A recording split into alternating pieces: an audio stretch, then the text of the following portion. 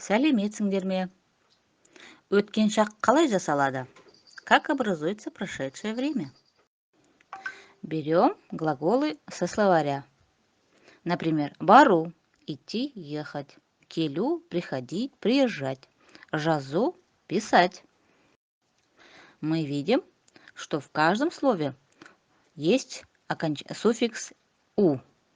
Этот суффикс является неопределенной формой. Тұйық етістік жұрнаға.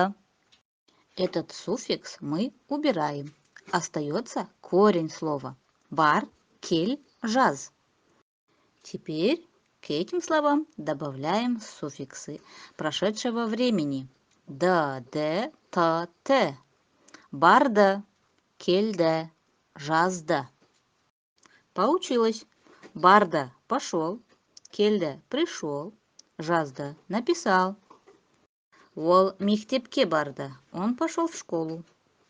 Айгүл үйге келді. Айгүл пришла домой. Мен хат жаздым. Я написал письмо. После суффиксов д, т прибавляется личное окончание. Мен хат жаздым. Сен хат жаздың. Сіз хат жаздыңыз. Ол хат жазды.